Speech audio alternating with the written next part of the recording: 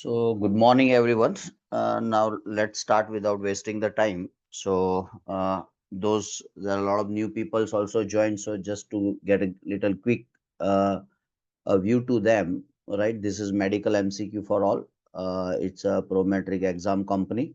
Myself is Dr. Munjal Pandya, uh, founder and mentor for all exams.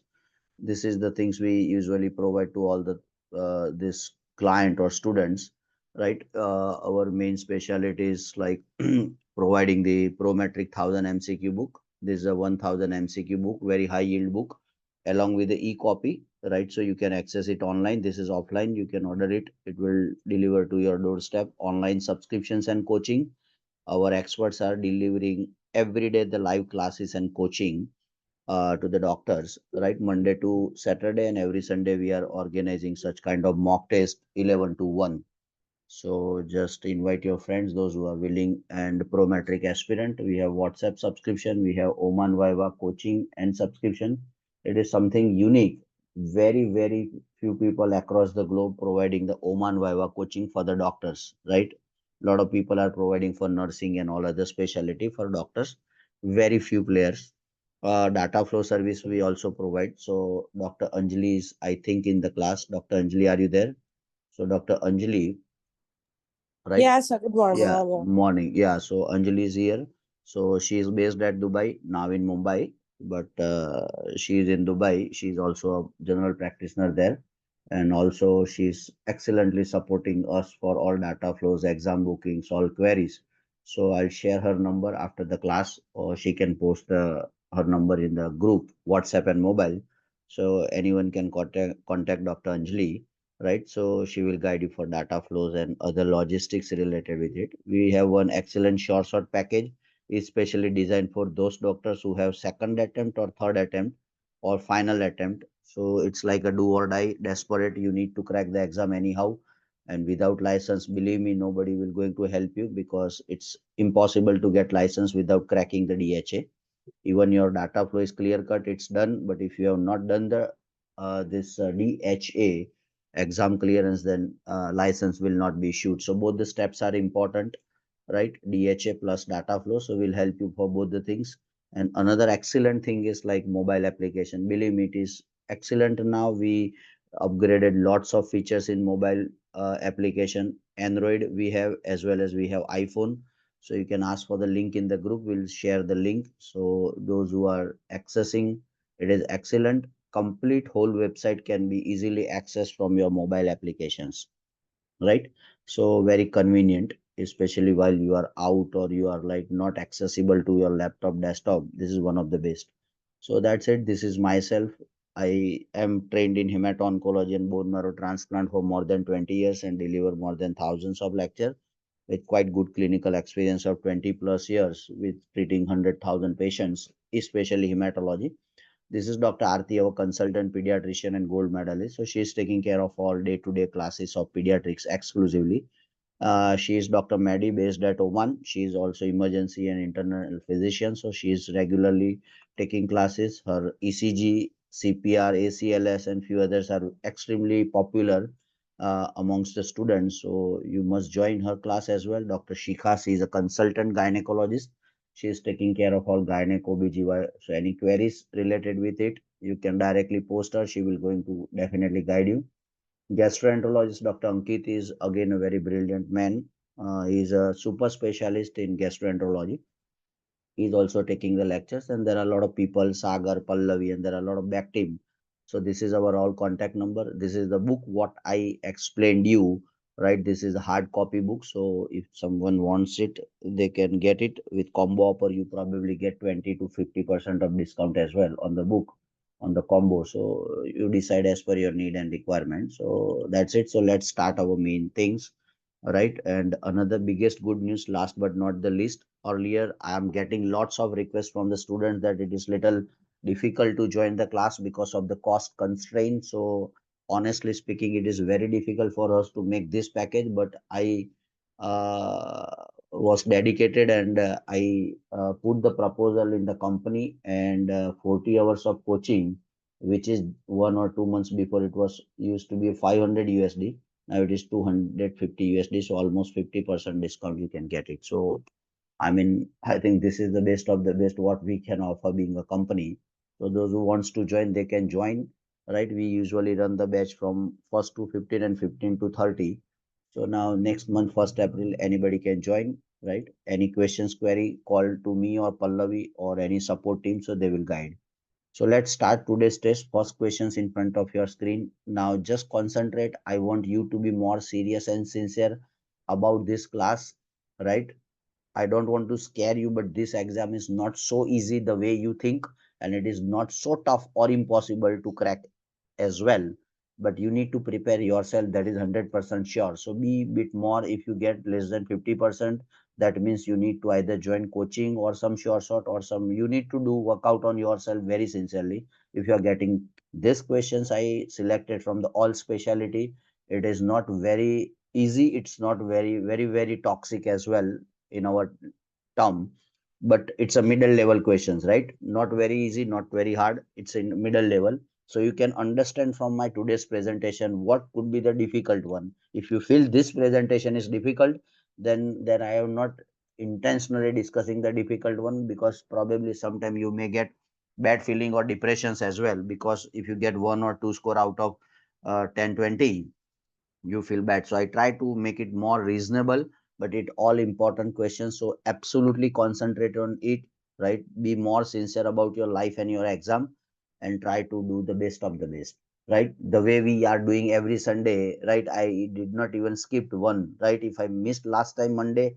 again I'm here on the Sunday, right? So the way I make my sincerity amongst our fraternity, I wish you reciprocate the same thing for this, and this is for yourself, not for myself. So be more sincere, be more precise, be more hard worker, and crack the exam. Then I would be happy. So first, check your score end of the day and tell me. Number one, a young man is shot in the upper part of the neck with 22 caliber revolver. Inspection of the entrance and exit wound indicates that the trajectory of the bullet is all above the level of the angle of mandible, but below the skull. He is fully conscious, neurologically intact, a steady trickle of the blood flow from the both wounds, entry and exit. It does not seems to be responded to a local pressure. Is hemodynamically stable, and which of the following is the most appropriate next step in the diagnosis? So your time starts now. Options are continue clinical observations, barium swallow just to rule out the esophageal injury, uh, arteriogram, endoscopy, you endoscopy, stop the bleeding, or you want to directly upfrontly explore the wound and do the surgical exploration. So it's now your turn. Try to think over it, what could be the answer, and you have 15 seconds in exam. I may give you 30 seconds, not a big deal, but you need to have some reason and logic. Those who are new while thinking your answer, let me again introduce my triad.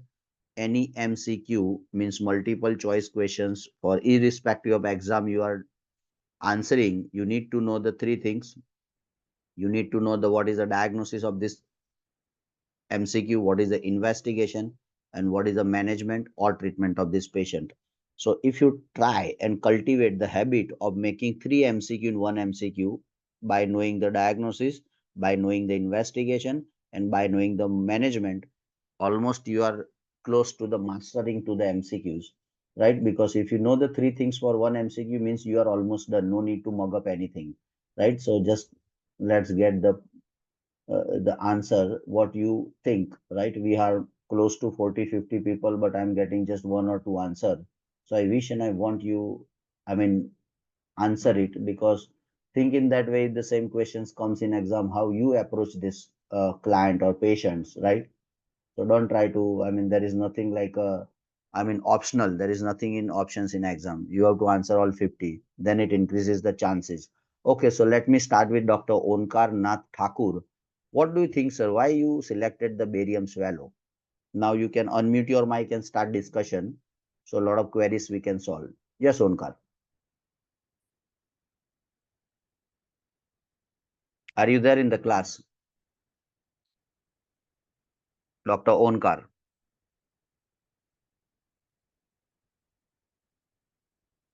Fair enough. Probably is not right. Okay, you don't have mic. Fine. Yes, Catherine. What's your? What's your thought process on this, Catherine? Good morning, sir. I chose option C by excluding the other options from Yes. my understanding. I'm pretty sure it is not continuing clinical observation because it is a gunshot wound to the head, and then barium solo and endoscopy is mainly for the upper GI. So that also I explored, and surgical exploration before any examination. Uh, I'm thinking surgically we explore is the last option. That is why I chose arteriogram. Okay, fair enough. Extremely happy with the explanation, the way you told me. One more question to you, Catherine. Uh, what is the arteriogram basically? What do you understand by arteriogram, or what you exactly do in the arteriogram, and what exact information the arteriogram will going to give to you and me, being a doctor, for this patient? Mm, Sir, it is to visualize the arteries in the body. So you Okay, give a contrast agent and then you see if there's any uh, blocks or any aneurysms or any blockages to the flow of blood. okay. So, I mean, reasonably, you had given the broad spectrum answer. But see, this is a clear-cut 22 caliber revolver firing right to the patients. It's in the angle of mandible, right, but below the skull, so somewhere in the neck, right? Yes, So, sir. I mean, we are not thinking of some aneurysm now because it's a injury, right, related bleeding. It's not aneurysmal bleeding, right? He's a young man, so we are not thinking much of aneurysm. You understand? Yes, sir. Neurologically he's intact, fully conscious, everything is there. If you go back to the scenario and dissect the questions more, right? So is what the now you whenever you answer, or your answer is perfect, that is the answer. I'm not talking to you personally, in general I'm telling, right? So whenever we are exploring the things, we need to compile. So this is a young man, right? There is a injury with the 22 caliber revolver. Inspection shows that the entrance wound as well as exit wound, right? So this is like a mandible, right? So mandible somewhere in the neck, right? This is the neck part. So here some, here the gunshot wound, and this is the head part, right? So see, this is a skull. So below the skull and above this, so somewhere in the neck injury, so there are high risk of bleeding, right? And what happens is fully conscious, right? If you can go through the scenario, is a fully conscious. Fully conscious means neurological is intact. The pistol, this is not went into the revolvers, is not entered into the brain, right? So he is a fully conscious, neurologically intact, right? And it does not respond to a local pressure. So why local pressure? Because whenever any wound, any bleeding in your body, anywhere in the body, head to toe, what's our first impression is to press, is to compress the wound, right? So by compressing, you are stimulating the clotting things, and they get clot, right? When the platelets are normal, 1 milligram normal, factor normal, that we discussed already in the couple of weeks back, right? So when everything clotting cascade is primary, secondary, okay, if you compress the things, they clot, they gather the platelet and stop the bleeding. But it does not seems to be stopped by just giving the compression or pressure. Patient is hemodynamically stable, so you are not in hurry. When patient is hemodynamically means what? When the pulse is more than 100 or BP is less than 100. This is the general. I tell as a 100 rule. Pulse more than 100, BP less than 100. In any patients, when you come across in your emergency room as a physician, think it is little tricky one, right? So more than less than 100 pulse good, more than 100 blood pressure good. If pulse rate is more than 100 and BP less than 100, it's not good sign. So be bit more vigilant. This is clinical tips, right? So this patient is absolutely stable. So you are not in something in hurry to do and explore the things. So what you will going to do is the, as you rightly explained, right? Clinical observation doesn't help, right? Because you need to do something because patient is bleeding.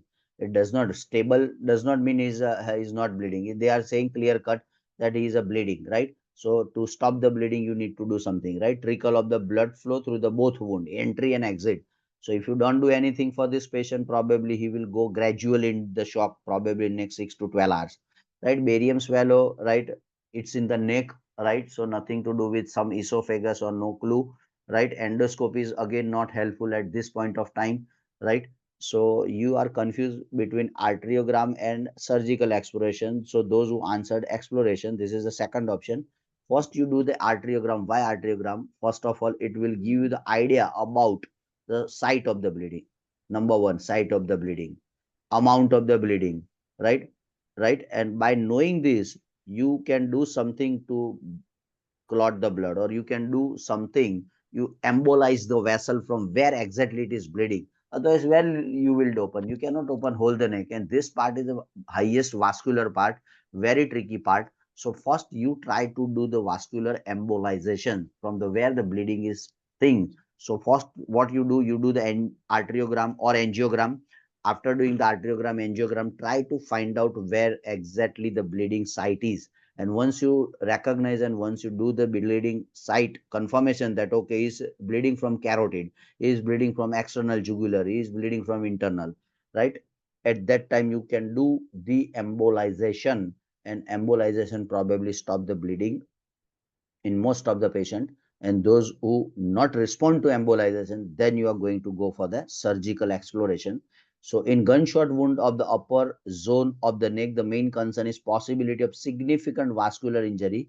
The area is too high to aerodigestive tract. Why it is not barium, why it is not endoscopy?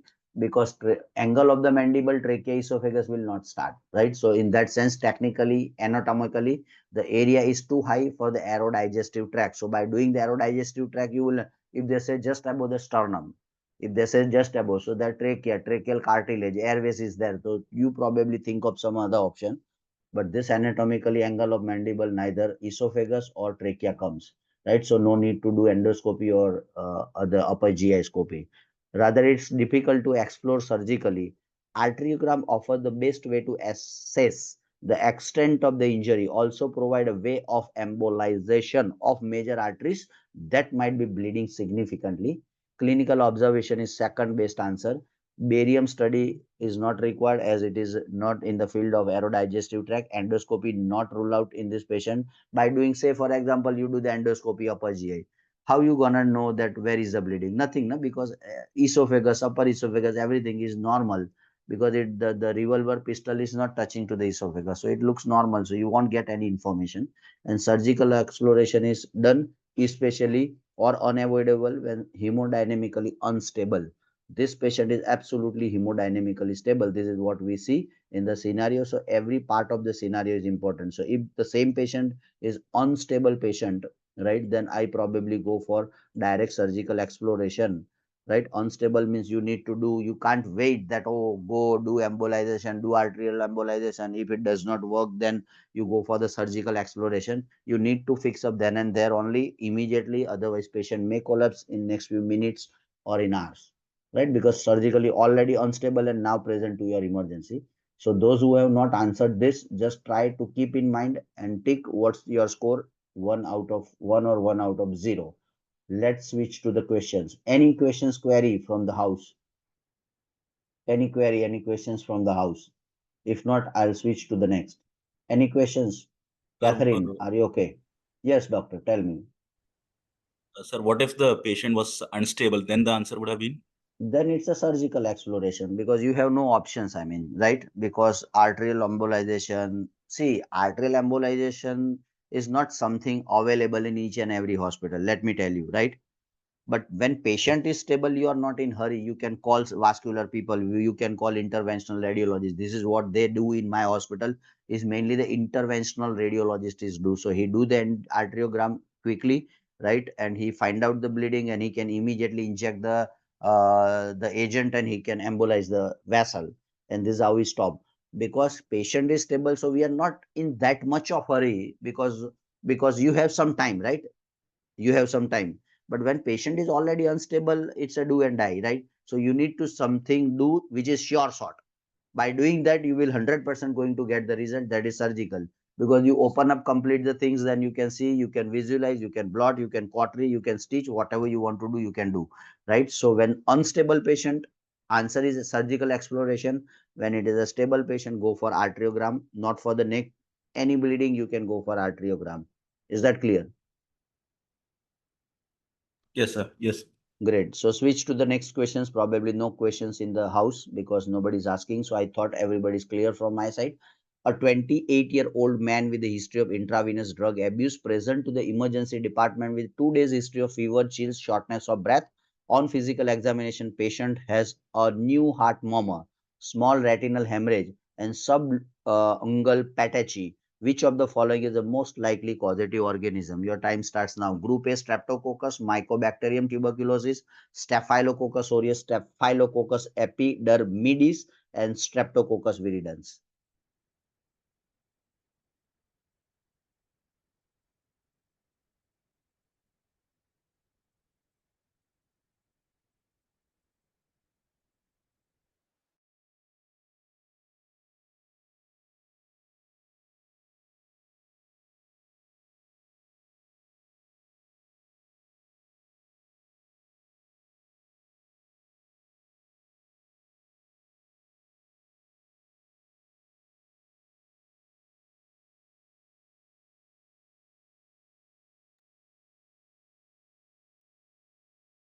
Yes, so who is ABK? Who is ABK? Sorry, I don't know. ABK.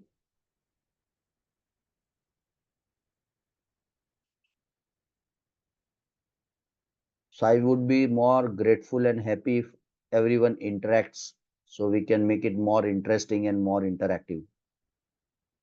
Yes, Dr. Saima, any comment from you? Saima Malik. Yes, sir. Yes, sir. Yes, sir. Actually, I'm a little bit confused between the Staphylococcus aureus and Streptococcus viridans. It's all just in my memory. I'm confused between the IV drug abuser because these three things.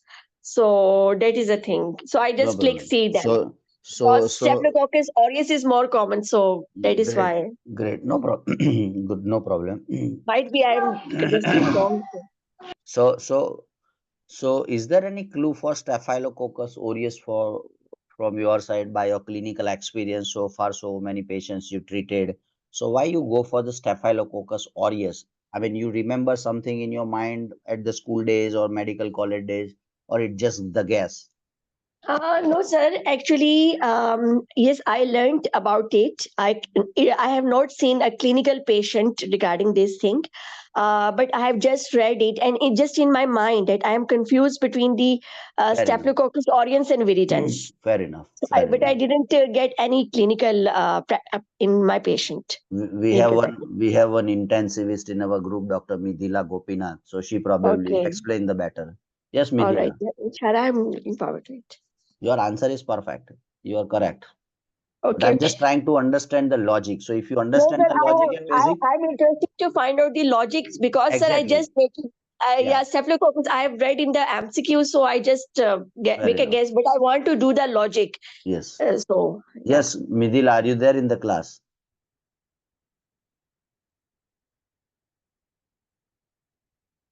Azil, any comment, Azil? Yes, sir. The IV drug abuser is a hint for Staphylococcus aureus. So Saima, this is the first clue what the Midhila, sorry, this Azil told, right? So this is Yes. look at the all things in the MCQ. Yeah. Everything is important. So he's a young guy. 28 is obviously young guy. Intravenous drug abuse means what? You know hippies in the movie Intravenous. So somebody's taking the drug abuser, right? Yes. Heroin, cocaine, and the same Yes. needle is shared by the other people, right? So I took Yes. the drug, the same needle and syringe, somebody else is taking with the same syringe and needle, else is abusing the drug. So Yes. intravenous drug abuse present to the emergency room. So again, can you tell me what is the diagnosis, Dr. Saima? How you investigate and how you treat this patient? I want the three answer from you. So your answer is correct that okay, fine, this is the Yes. answer, sir. The Okay. diagnosis is it's more likely to be a infective endocarditis. Infective endocarditis. Fair enough. So this is also correct. Again, how we Yeah. know that this is infective endocarditis? So excellent features are there. If you don't remember anything, you remember two things. One is there is a recent murmur, right? with fever. This is one clinical clue. Another is blood culture and sensitivity is positive. And on 2D echo, there is a vegetation on the heart valve. Yes. So these are the basic things, right? So everything is there mentioned, formatted, very clear cut in scenario. Fever is there, yes, fevers with chills, shortness of breath. Patient has a new heart murmur. See the word new heart murmur. So it is Yes. absolutely obvious scenario. So it is so lollipop scenario, I can say. But how did Yes. you get to know? When you know the clinical dignity of the patient, right?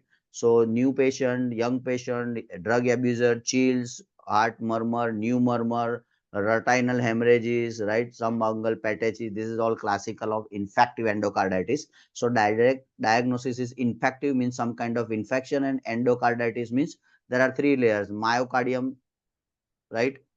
Endocardium, myocardium, and pericardium, right? So endocardium is something related with the heart and heart valve. So any infection in the heart valve, it's called infective endo, because endocardium is most inner part. Myocarditis means middle part, right? Pericarditis outer part, right? So no need to mug up, right? So infective endocarditis means heart valve has some kind of infection. So simple, na? When you have some infection on the heart valve, you can do the 2D echo and you can see the, oh, there is a mitral valve, there is a vegetation, pulmonary valve, aortic valves, right? Tricuspid valve, there is a vegetation. So that you can see by the 2D echo. That is why written 2D echo. This is one of the diagnostic criteria. And how will you confirm, right? So infection, there must be some box. So you can do it blood culture and find out. So every different scenario has different organism. Not every infective endocarditis, infective endocarditis could be bacterial, it could be viral, it could be fungi, it could be unknown, right? It would be a prosthetic valve. So the vignity change, right? If I can say this is a HIV patient, immunocompromised patient, probably answer will change from staphylococcus to fungal, when especially the CD20 counts, I mean 200 count, CD34 counts are less than 200. So they may get opportunistic infection, they have fungal infection, they have candida. So you never know. So you need to keep in mind what's the scenario. And when there is a clear cut comes the scenario that, okay, IV drug abuser, it is none other than Staphylococcus aureus. That's it. Is that clear? Yes, sir. Right. Yes, sir. So this is what the classical case of Staphylococcus. In patient with infective endocarditis, a history of intravenous drug abuse, Staphylococcus aureus is the causative agent in the vast majority of the cases, is more likely to cause acute rather than subacute endocarditis. Symptoms, as I told you, this is classical fever, fatigue, malaise, vascular phenomenon, Janway lesion, and immunological reactions like Osler nodes, what we studied in our school. Diagnosis is made by the Duke's criteria. Many people forget the Duke criteria, but let me remind you today again what's the Duke criteria. So this is a Duke modified criteria. So if you can go through the literature and official things, right, you will get to see here what's the Duke criteria. So this is the Duke criteria. Let me tell you, there are two criteria. One is major criteria, another is a minor criteria. So major criteria is blood culture is positive. That I already told you, blood culture positive. And another is endocarditis. You can see on the valvular vegetation. So how do you know valvular vegetation? 2D echo, right? So you need to do 2D echo or heart sonography, simple layman term. So if you do the heart sonography, you see something wrong on the wall of the heart, right? And this is the thing. So these are the two major criteria, right? What are the minor criteria? So there is a some predisposing cardiac lesion, intravenous drug abuse, as we see in our scenario. Fever, yes, fever was there. Intravenous drug abuse is there. Embolic phenomena, immunological phenomena like glomerulonephritis, positive blood culture, extremely important, and depends on that will going to treat the patient, right? So how do you ultimately define the infective endocarditis, that is IE? Either you have two major criteria. What are the two major? Culture positive, 2D echo, you see the vegetation, or you have one, either of one, you probably don't have, probably your culture is negative, but you can see on the echo, or you cannot see on the echo but your culture is positive. So either of the one major criteria and three minor criteria. So amongst these, they may have fever, they may have drug abuse, they may have some embolic phenomenon. That's it. So this is what the scenario is, right? This is what the Duke's criteria is. So they ask in a several ways, right? And now your homework is to find out how you gonna treat this patient, right, in a clinical setup, right? So you need to do something which acts against the Staphylococcus aureus. So can you tell me, Azil, which drug is going to be effective in this patient who has an intravenous drug abuser? found to have So, Staphylococcus aureus, confirmed by the 2D echo. What is the treatment of choice? so initially start with ceftriaxone and vancomycin. Okay, so why ceftriaxone and why vancomycin? What these drugs are group of, right? Ceftriaxone is a what? Which 1, 2, 3, 4, 5? There are 5 generations of the cephalosporin, if my pharmac is not wrong. So this is which group of the drug? Ceftriaxone. So if you don't know, go and read it. Lots of questions with the cephalosporin. Not as in everybody who don't know what are the 5 different generation of the cephalosporin, right? It is extremely well given in the Master the Body USMLE step 2 or 3 CK. Different chapter on the pharmacology. Go and read it. Enjoy and utilize your Sunday. Don't go to the movie or don't access the reel of Instagram and Facebook. Stop it today. Do it. Infective endocarditis. 100% patient MCQs will come from this. So go and read the things. Cephalosporin, ceftriaxone is a third generation cephalosporin, vancomycin, especially in the combination we use because there are methicillin resistant Staphylococcus aureus. Shortly, it's a popular as MRSA. Have you heard as a MRSA? MRSA, Yes, have you sir. heard? So Yes, MRSA sir. again, vancomycin is a first choice. If vancomycin is failed, linezolid is a second treatment of choice. If that fails, then again what we used is a meropenem. Sorry, meropenem we use. So these are the few drugs which can be used. So you just go and read the MRSA. Hundreds of questions come in DHA, HAD, MOH, right? So treat. So everyone's homework is to read the treatment of infective endocarditis number one, and number two, what is the treatment first, second, and third line treatment. If one is failed, what else? If second fails, what else? It will definitely come in exam. That's it. So now again check your score, 2 out of 0 or 2 out of 1 or 2 out of 2. I'm happy with 2 out of 2. Those who answer both the correct. Let's jump to the next. 56 years old woman present to the outpatients clinic for a routine visit. On the physical examination, 1 centimeter nodule is palpated in her thyroid. Her physical examination is otherwise unremarkable. Her heart rate is 70 per minute. Regular blood pressure is 120 over 82. Temperature is 36.7, means 98 Fahrenheit. Which of the following is a poor prognostic indicator of this thyroid nodule? So time starts now. Female gender, hoarseness, palpitation, patient's age 56, slow growth of nodule or tender nodule. That's it. Very interesting questions. Take 15-30 seconds.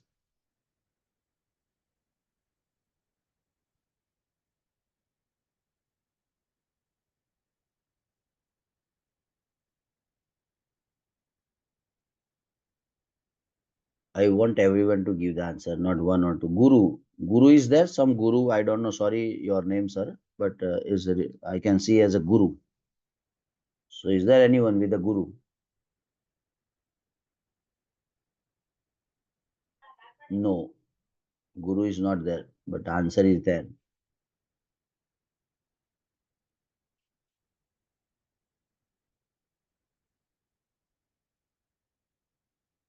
Yes, Nandini. Any comment?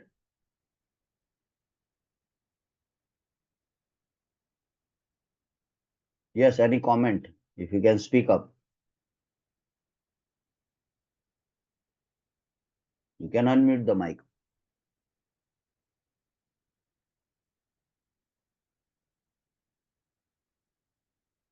Okay, fine. So, yes, Catherine.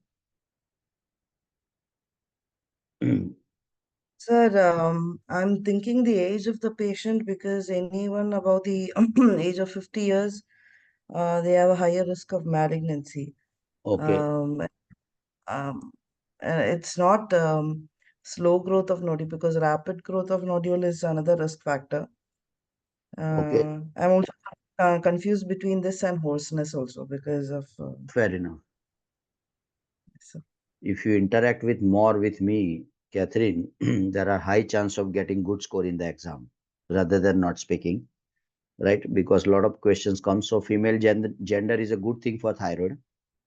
So it's a good. What they are asking, poor prognostic factor. So what is the poor, right? Hoarseness. The worst hoarseness is the answer. What do you mean by hoarseness? This is a thyroid gland and something compressing the thyroid, compressing symptoms, compression symptoms, compression on the recurrent laryngeal nerve, growth is enlarging. So this is one of the worst. So answer of this MCQ is hoarseness.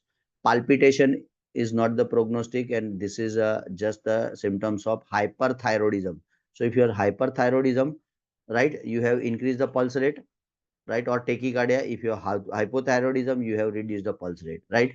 So he is the normal pulse rate, heart rate is 70, it is normal, so not bad, it is not bad prognostic factor. So palpitation, patient's age, yes, it is, because increase the age increases the risk of malignancy, right? But amongst the age and these symptoms, this looks to be a more dangerous, right? Because if you don't do something on the thyroid, because he comes to your routine visit OPD, right?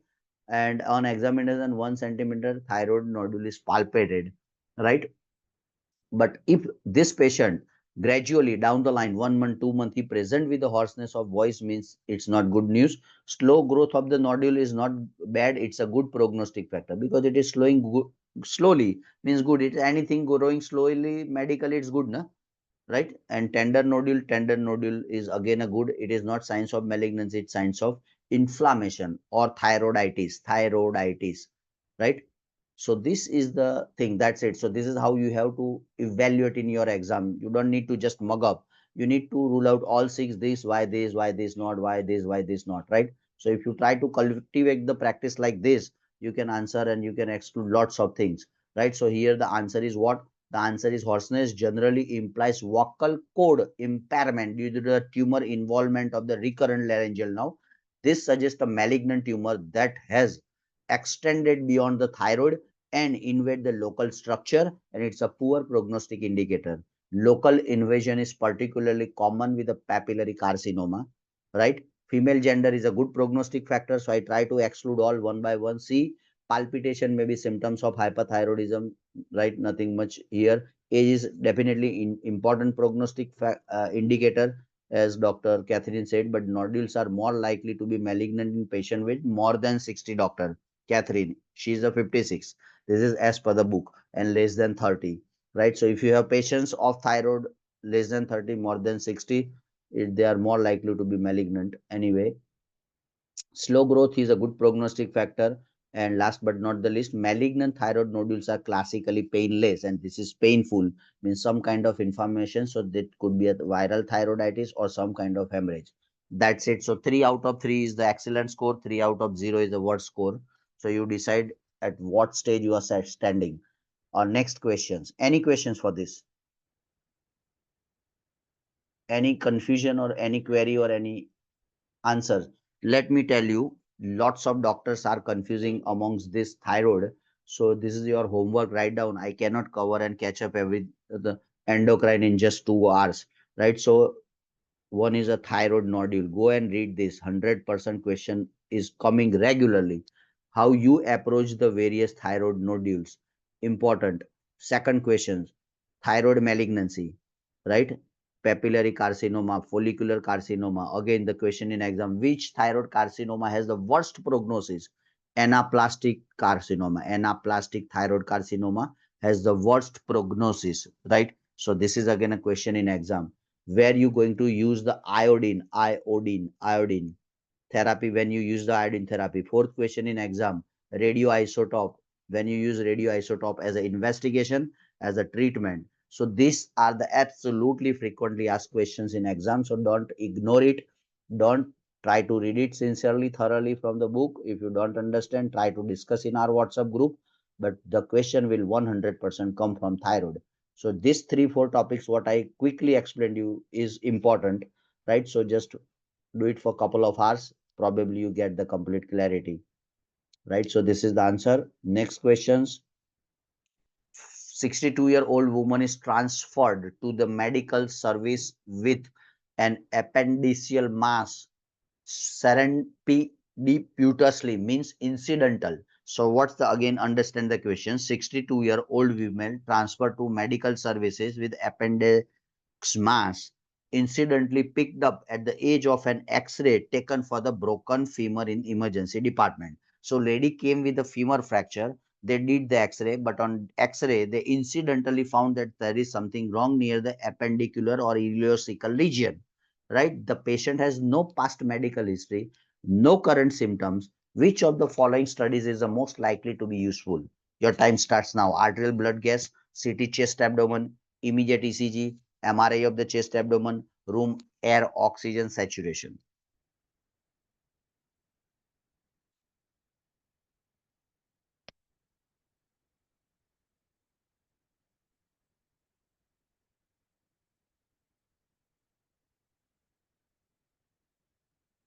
Yes, Bahar. Bahar Toprak. Good morning, sir. Very good morning. This is X-ray show broken femur, and we take this patient appendical mass in the sample. I want to see what is the size and what is the location. Due to I choose MR, chest Okay, and upper. fair enough. I'm happy at least you are interacting. I love the doctors, those who are interacting. Thank So, you. first of all, what's the diagnosis? What's the investigation? How you treat? Bahar, apply your little more, stretch your neurons. What's the diagnosis? What's the investigation? How you treat this patient? Forget about ABCD now. Forget about the all options. Read the scenario, try to figure it out. What is the real problem? What could be the diagnosis of this patient? If you don't get the practice of this, try to do every day the same practice. If you are solving today 100 MCQ, means you are solving 300 MCQ, because you are stressing on three part now: diagnosis, investigation, treatment. Yes, Azil, you also posted the answer. Azil. Yes, sir. I think it's fat embolism. The Okay, diagnosis. so let's little discuss fat embolism. Okay, fine. So tell me the point favoring the fat embolism now. Sir, she has a history of fracture femur, Okay, broken femur, fracture femur, fair enough. Then and it's painless as well, sir. The mass is painless. where is the painless mass? I Okay, mean, yeah. So mass is like picked up on the incidental, means painless. I mean, they are doing something else and they end up with something else, isn't it? Fine, fine. It's important patient is stable. Sorry. It's important patient is stable. Okay. So let's say Azil is saying fat embolism. So what point favor in the fat embolism? Give me the list. 1, 2, 3, 4, 5. What makes you to think of fat embolism? Tell me. Azil. There must be something, no? Some predisposing or some clinical sign and symptoms of fat embolism, or something findings of fat embolism, or something of fat embolism. So what is the fat embolism? I mean, anyone, open for all now. Anyone wants to speak on your answer, your diagnosis, or fat embolism, anything. Broken Hello, sir. femur, old age. Sorry, sir. Broken femur, old age. Okay. Broken fever, old age. These are the 2 point favor. You think that this favor the things, right? So old age, broken femur, fracture, basically. Fair enough. Fine. So do you think that there is a breathlessness, there is some hemodynamically instability, right? And if you say, for example, your diagnosis is correct, say for example, fat embolism, fine, I'm happy. So what will you going to do? What they are asking, which of the following study is most likely to be useful? So for fat embolism, which study is likely to be most useful? Now you tell. CT of the chest and abdomen. CT of the chest and abdomen. So that is the answer, CT of the chest and abdomen. So answer is not MRI. Answer is CT of the chest and abdomen, right? MRI, let me tell you, it's not available everywhere, and CT scan not just only fix up the embolism part, but it also evaluate the appendix or ileocecal junction mass, which was incidentally detected on the X-ray. So it solved both the problem. If some embolisms is there, you can see if there is a appendicular mass or malignancy or cancerous things, are there at appendiceal mass, right? Mass is something you're concerned at the age of 62, right? Anything more than 55 years in a male and 45 to 15 female, any mass in the body, until proved otherwise, you considered as a malignancy. Being a medical oncologist, I'm sharing my experience, right? So don't take it any mass, whether it is detected incidentally or they have symptoms or they do not have symptoms, considered until proved otherwise malignancy. So CT scan abdomen and pelvis is the answer of choice. And what's the treatment or ASIL for fat embolism? What do you think? How you gonna treat this patient? If this patient is confirmed that okay, fine, everything is done, right? You are absolutely fine, patient matching, and it's confirmed the diagnosis. Yeah, how you treat? How you treat fat embolism? You treat in the same way like thromboembosis or coronary artery disease or acute coronary syndrome, all right? Or some Sir, I don't. pulmonary embolism and fat embolisms are treated in the same way or different way? Sir, ultimately what they do is the same, but I don't know because blood and fat are different. Yes, sir, they should be treated the same way using either heparin. Okay. Are you sure? I'm not Sorry, I sure. mean, I'm just guessing. sorry, sorry, your name. I mean, sorry, I cannot see well. Sir, Oh, yes. So Midhila is not speaking, but she is mentioning that role of the heparin is a controversial. Are you there? Would you like to comment, verbal comment, Midhila? So everyone go and read, try to bifurcate how you diagnose the fat embolism, how you diagnose the... Yes, Dr. Ansia, would you like to speak something on this? Ansia. Yes, Dr. Ansia. Hi, sir. Yeah, hi. Actually, in fat embolism, of course, we have to give the oxygen because fat Hello, sir. embolism it occurs in the lung parenchyma. So Hello, we sir. have to Yes, first just in 1 minute. Oh, unstable. she is speaking. Ansia, let her finish the Ansia, then we'll discuss. We are not in hurry. I'll take 3 hours today, don't worry. But whatever we do 100%. We don't want to mug up. Otherwise, everything is in the book. I don't need to spend 2 hours for nothing. I can enjoy my Sunday, but I'm here for you guys. So the way I'm sincere, you be more sincere. Yes, Ansia, go ahead. Sorry for that. Sir. Sir, actually, in fat embolism, the fat globules will deposit the lung parenchyma. So patient may be in the respiratory distress. So first we have to give the oxygen. Okay. And then to prevent the inflammation or already inflammation occurred, then we can give the steroids also. Okay. And blood thinner, heparin we can give, and in recurrent cases we can use vena cava filter. Okay. So are you going to describe me for pulmonary embolism, or it applies the same to the fat embolism as well? Sir, I didn't see any fat embolism cases, but I saw the cases of pulmonary embolism. Fair enough. So you are just trying to, I mean, even I am practicing for 20 plus years, but I seen hardly one or two, right? Anyway, so fat is obviously uncommon, but pulmonary embolism we see almost every week, because malignancy is one of the biggest predisposing factor for embolism, especially the DVT and pulmonary embolism. So your specialty is what? You are emergency physician, Ansia? It's a family medicine. Family medicine. And are you practicing? Yes, sir. Great. So are you working in emergency or just ward or something, or ICU? Sir, in normal OPD and IPD also. OPD. So not much into the ER. No, sir. Fine, fair I'm enough. currently not. Currently not. Fair enough. No, I understand. So what everyone can do, go home and try to figure out completely what is pulmonary embolism, what is fat embolism. This question will 100% come in exam.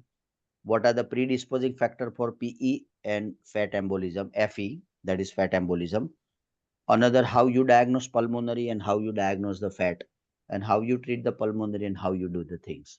Go and do some exercise. You never thought of this, that this can also be possible, right? So we are just mugging up. So forget today, from today onward, forget about mug up. Go in detail, do the half an hour, spend the MCQ, because if the same things will come in exam, you will not miss out these questions, believe me. And when you go bit in detail, na, I'm guaranteeing you, you are not answering one question, you are answering 50 questions in a one questions, and anything can come in exam. So don't take it lightly, right? So this is how you have to do. It's not just like mug up, you do the. So the most common tumor of the appendiceal mass are carcinoid tumors, remembering the rule of one third are metastasis, one third are accompanied by the second malignancy, and one third with the carcinoid. Since the treatment will be based on the tumor location, tumor size, and metastasis, a CT abdomen and chest will give you the most accurate informations you need, and imaging modality will also possibly reveal a second malignancy as well, right? So MRI is reasonable, not bad, I mean, but MRI is never definitely any abdomen. This is again a question. Anything bad in the abdomen, any, whether it is a liver pathology, it's a pancreatic pathology, stomach pathology, colon pathology, right?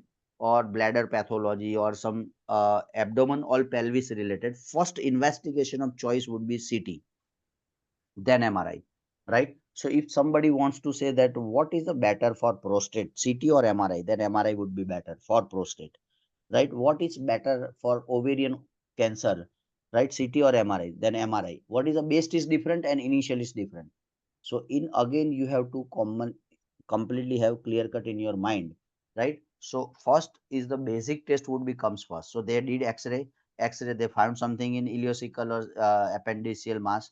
Then you go for the CT, and then you go for PET scan as well. You can go, right. If turn it to be malignant, then next investigation is a PET scan, right? Then tumor marker, then treatment as per the stage, right? So this is how the flow generates in the clinic or in clinical practice, right? So this is the CT you need to do, but your homework I had already given you, that you need to find out complete differentiation point and post it in our mock test group so everybody will know, right? So don't rely that, oh, Dr. Midila will post and we will not do anything, enjoy Sunday and we'll just read the answer. Don't do that. Try to stretch yourself, do by yourself.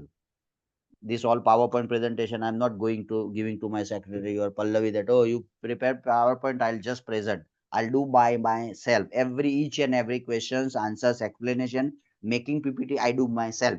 That is why I'm more confident. Why? Because I did it. Na? So when you did it, you have more confidence. Next, 4 of 4 is a good score.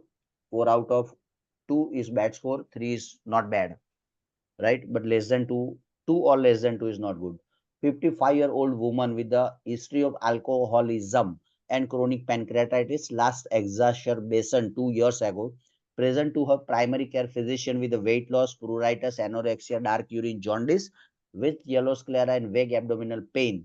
Which of the following physical finding would most strongly support her most likely diagnosis? Chandelier sign, Courvoisier sign, Cullen signs, Gray Turner sign, Murphy sign. So there are 10 questions in one questions now. We need to know all signs, whether we are right or wrong, right? We need to know.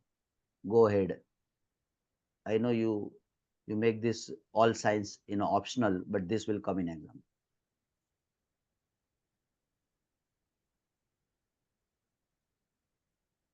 Yes, so give the answer. What could be the answer?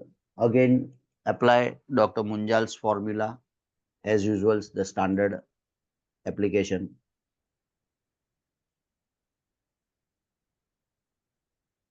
So before jumping to the answer, again, you need to have clarity on the diagnosis, how you investigate, how you treat this patient. Again, the same basic, right?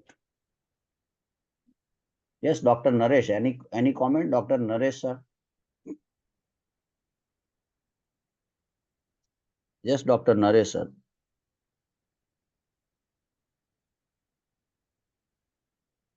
I think it's an obstructive jaundice, that's why. Sir, your voice is unfortunately not clear. If you can make the mic little bit close to you, probably it would be better.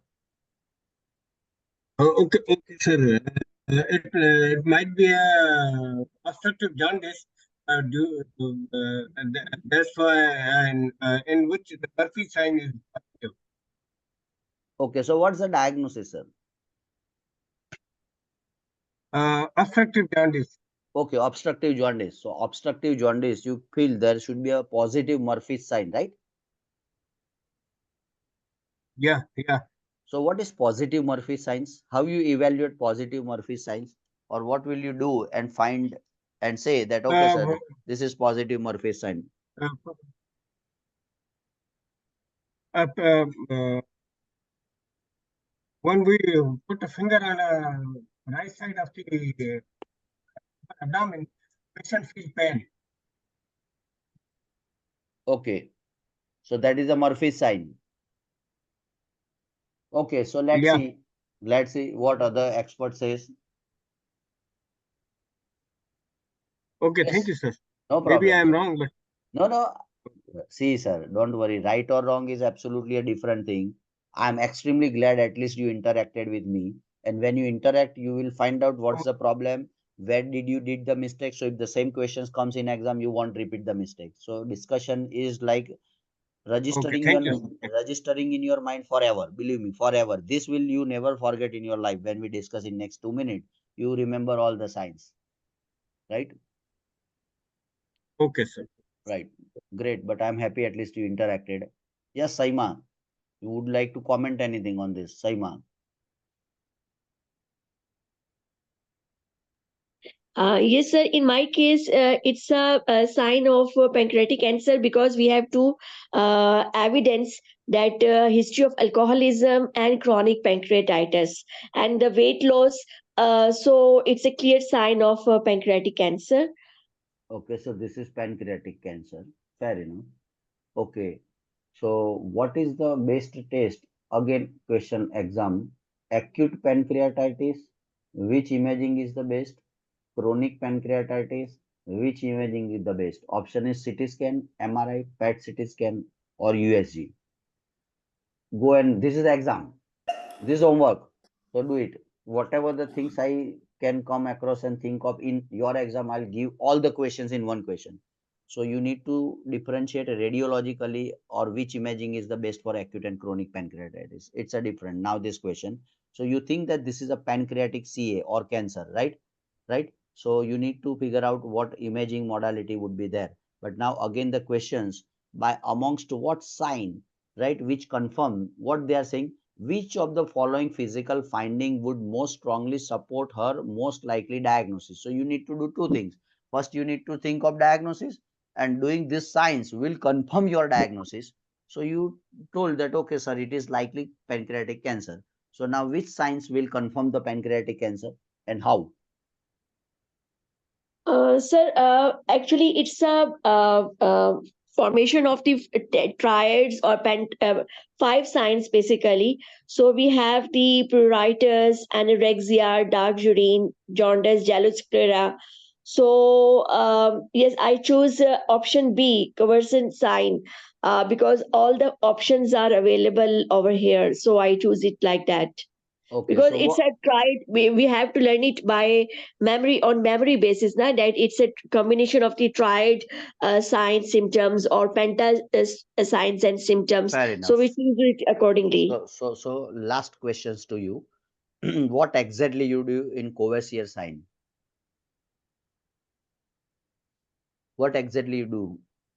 We will do after that we will do the confirmatory diagnosis No. investigation. Yeah. See, what my question is, what is the Courvoisier sign? Say, for example, Gray Turner sign. So, Gray Turner sign is something, there is a ecchymosis or patechi on the flank, which is Yes. happened due to the retroperitoneal hemorrhage in acute or chronic pancreatitis, right? So, that is a Gray Turner sign. So, what exactly you see in a Courvoisier sign, right? Courvoisier sign, what exactly you see? Either you, it's a by inspection you tell that, or by palpation you tell that, or by auscultation you tell that. What exactly you evaluate? If I tell you, okay, doctor, you evaluate this patient, and do the courier sign to the patient and tell me whether it is positive or negative. What you exactly do? You understood my question or not? Yes, sir, we will do the clinical examination. So on the clinical examination, we will come across the signs, and so on that basis, Fair enough. yeah, that is Fair enough. So now just see the complete literature of this. You need to find, you need to know all the other thing, not just yeah. because they may ask you Cullen sign, they may ask you Gray Turner, they may ask you Chandelier sign, right? So we need to know all 5 signs, right? Go one by Okay. one. Answer for this is Courvoisier sign, a palpable non-tender gallbladder as a result of common bile duct obstruction, compression by the pancreatic adenocarcinoma head of the pancreas. So what happens in pancreatic carcinoma, right? These are the all obstructive symptoms. When there is obstruction, then there is a jaundice, right? So head of the pancreas common there, below that the common bile duct is going on, or gallbladder or duct is going there. So when the tumor on the head of the pancreas grows, it compresses on the bile duct or this pancreatic duct, right? That is why there is a obstruction and biliary obstruction below the level of this blah blah. That fine. So Courvoisier sign is a palpable non-tender gallbladder. That is a Courvoisier sign. What is the Courvoisier sign? Palpable non-tender gallbladder. So when gallbladder is usually not palpable. If somebody do my abdominal examination, gallbladder is not palpable. My liver is not palpable, my spleen is not palpable. So some organs in your tummy is palpable, means some pathology. Palpable gallbladder, palpable liver, palpable kidney, palpable spleen, means something wrong. So palpable gallbladder is Courvoisier sign. And how the gallbladder becomes palpable, that is second question. Because of the obstructions, bile is not flowing well from the gallbladder to cystic duct, both merge, common hepatic duct, hepatopancreatic duct, open into the second part of duodenum and entered into the feces. That's it. This is what the normal physiology is. But when there is an obstruction, this cystic duct, right, or this duct from the gallbladder which release the bile will get obstructed, and because of obstruction gallbladder get enlarged, become a palpable, right? And when you palpate in cancer of pancreas the palpable gallbladder, then it is called the Courvoisier sign. Somebody has a pancreatic cancer but they have no palpable gallbladder, means what? Courvoisier sign is negative.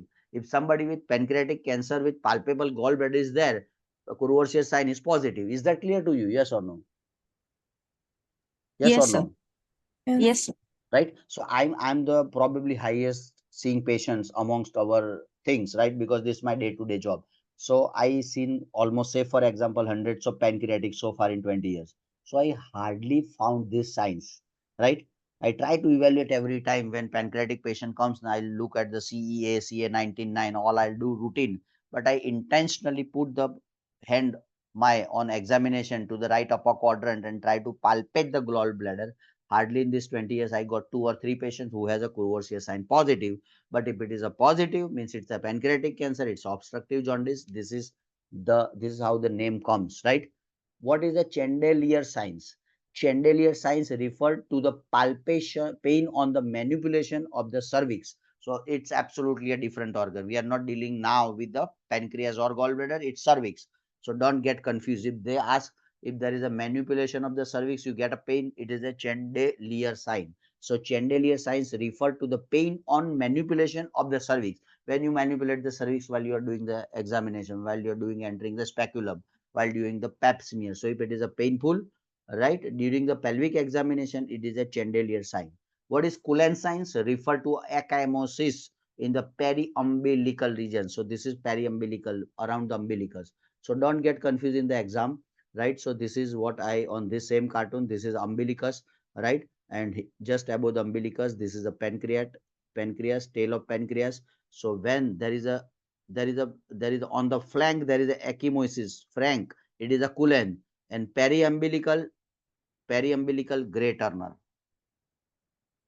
right? So when there is a Cullen, there is a periumbilical. So periumbilical is Cullen and Gray Turner is on periphery. Both because of the retroperitoneal hemorrhage in a case of pancreatitis, right? So they sometimes, I have seen couple of students told me, sir, they had given one example, I mean picture. patient pancreatitis classical scenario picture, and they try to say identify this sign, right? If periumbilical, colon umbilical, this is how I remember, umbilical colon, umbilical colon, this is how I remember, probably it helps. So umbilical colon, right? And this flank, gray Turner, and Murphy's signs, right, is extremely important. Murphy's signs refer to inspiratory arrest during the deep palpation on the right upper quadrant in the patient of acute cholecystitis, not pancreatitis, right? So we are not dealing with the pancreatitis. So when you have cholecystitis, commonest reason is gallbladder stone. Gallbladder stone may present with the acute cholecystitis, means inflammation of gallbladder, that is called cholecystitis, short period, fever, abdominal pain, right upper quadrant pain. On US, you find calculus, you find some obstructions, you find bad inflammation with high leukocytosis or white WBC count. And in that case, when you tell the patient to do a deep breathing or inspiratory arrest during the deep palpation of the right upper. So when you're palpating and you tell the patient inspiration, he cannot do it because of the pain. And if you find this sign, it is called Murphy's sign. Dr. Naresh, I think it's clear for you now. Okay, thank you. Got it. So this is small, important, but this all usually I feel that medical students and in our, even when I was in graduate, I try to avoid, oh, what this sign, I never get into my head, right? But this, they comes very frequent in exam. So you need to remember not just Courvoisier sign, you need to know all. So again, bottom line is that Chandelier signs in a cervix due to the inflammation palpation. This is because of the palpable gallbladder because of distension. Colon is in pancreatitis. Coolan, umbilical, coolan. So it's a periumbilical. Ecchymosis or patechi, Gray Turner is in the flank, and Murphy is in acute cholecystitis. Is that clear? 5 out of 5 is a good score. Next question, 63-year-old postmenopausal woman is referred to the gynec clinic by her primary care physician for evaluation of genital pruritus. 1 month's duration. She has a remote history of human papillomavirus infection. She denies change in the vaginal discharge or bleeding. She also denies the constitutional symptoms like weight loss. On examination, she has no apparent distress with a heart rate of 70 with a blood pressure of 100/58. Respiratory rate is 10. Genital examination reveals an ulcerative white lesion approximately 1 centimeter in diameter on her labial majora. What is the most appropriate next step in the management? The time starts now. The question is this, and before that, you need to know the three things: diagnosis, treatment, and investigation. Your time starts now. Think.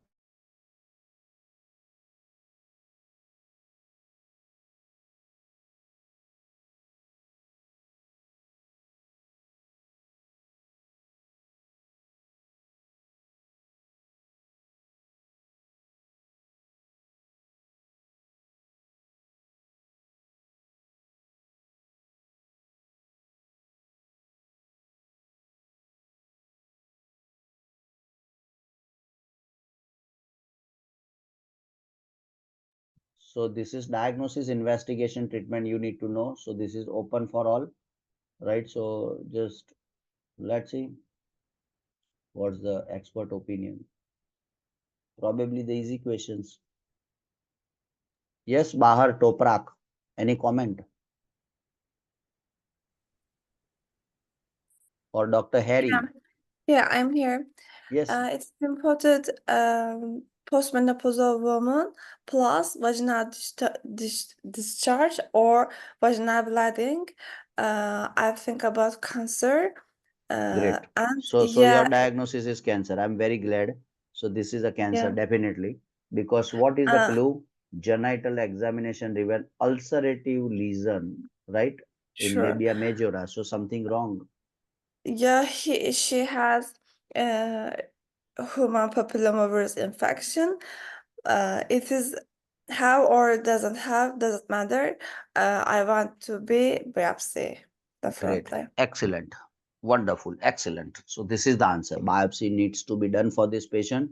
There are lots of points which favor the malignancy. One another clue from my side. This is a little big scenario, not very big, right? You have not seen the big. If I show you big, you will scared because 20 lines of the scenario is a big scenario. So it's just till 10 lines, 5, 6, 7, 8 lines.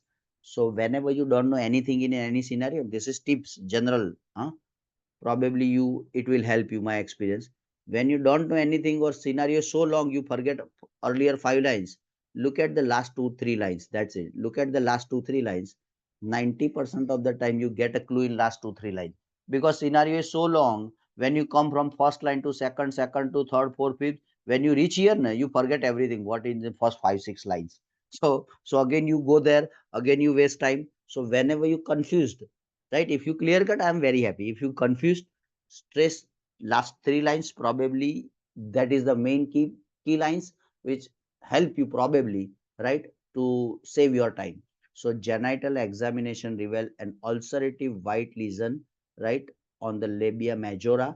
What is the most appropriate next step? So when there is a postmenopausal woman with some discharge, it's not mandatory you have a bleeding only. Discharge, even I have seen hundreds of female in my OPD in last 20 years. They present with a false smelling discharge. They present with a white discharge. They present with just discharge, not bleeding PV. Still, when we evaluate by doing the biopsy or doing the pap smear or cervical biopsy, right, they turn it to be cervical cancer or endometrial or this vulval cancer. So bleeding is not mandatory. So if you have some doubt, confusion in your mind that bleeding is only cancer, so forget about it. Bleeding is the ominous sign for cancer. But if bleeding is not there, even though it is a cancer with simple white vaginal discharge, especially in more than 40, 50, especially the postmenopausal. So here the answer is this is a common presentation of vulvar carcinoma. Typically it present in 60s to 70s, and most common presenting complaint is a pruritus and ulcer, which is there, right? Previous human papilloma virus is a major risk factor for the development of vulvar carcinoma, which is there. And definitive diagnosis requires the biopsy, and depend on the diagnosis, we go for the staging and treatment. That's it. Why not the topical estrogen, right? Because it is for atrophic vaginitis. We are not dealing with atrophic vaginitis. It's a clear cut ulcer, right? It's not just vaginitis. Acyclovir, I'm just going quickly. Acyclovir is not the answer. Why? Because we are not thinking it is HSV infection. That is why acyclovir. When there is a HSV means human this virus, then you can use this, right? Syphilis virus, right? So herpes simplex virus, sorry. So when there is a herpes simplex virus, you use the antiviral. Cryotherapy is for condylomata acuminata or anogenital warts. It is not warts, it's an ulcer. So cryo is not the treatment. Fluconazole, it's antifungal. Candida albicans, right? It is not Candida albicans, it's an ulcer, clear cut ulcer in postmenopausal. So, and metronidazole is not the answer because we are not thinking it's a bacterial vaginosis, because there is a ulcer, there is a postmenopausal woman. So that's it. This is how you want to evaluate, right? Somebody answer A, B, C, D. So why not this? Why not this? So try to cultivate from today the practice. And this is the biggest tool of learning and mastering the MCQ. Why not this? Why not this? Why not this? Why not this? Then this is the answer. So we have the plus point of this, and we should have negative point of this. Why this is not there? Why you don't want to prescribe the estrogen? I don't want to prescribe. Why? Because I'm not dealing with the vaginal this atrophic vaginitis. I don't want to give acyclovir because I'm not thinking it is a herpes simplex virus by presentation. And there is no ulcer. There is a vesicle. There is a papule. There is a white cystic vesicle of herpes simplex on the genital part. It is not mentioned, so it is not herpes simplex. No herpes simplex means no acyclovir. I don't want to give the cryotherapy. I don't want to treat with fluconazole. Why? Because it is not a fungal infection. It is not Candida albicans. It is not aspergillosis. It is not other Candida crus. There are a lot of strains, and it is not bacterial vaginosis. So I don't want to treat with the metronidazole. Now cultivate this practice. That will really help you a lot. What we are doing, we just mug up the answer. We put A, B, C, D, blah blah, done. Now they twist the question and they put now bacterial vaginosis. Then we are saying do biopsy. No need to do biopsy in bacterial vaginosis. Give metronidazole, give treatment. If not improve, then go for further things like pap smear or biopsy. So this is how you have to little change the gear. 6 out of 6 is a good score. 6 out of even 5 is a good score. Less than 3 is not good score. 62-year-old woman recently started a pharmacological therapy for osteoporosis and now present complaining of epigastric burning and dysphagia. from the clinical interview, it's clear that she is not following dosing instruction. She is not following. She is afebrile and result of an abdominal examinations are normal. What class of medication is most likely causing the patient symptoms? What are the symptoms? Epigastric burning and dysphagia is the symptoms. So what drug is culprit? By bisphosphonate, calcitonin, oral calcium, recombinant parathyroid hormone, selective estrogen receptor modifier.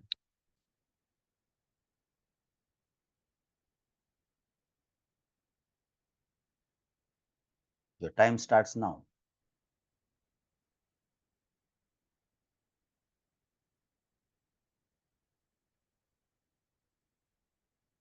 I am not happy because there are 40-50 people and answer is 4. Forget about right or wrong. Put something. So if the same thing comes in our exam, how you react?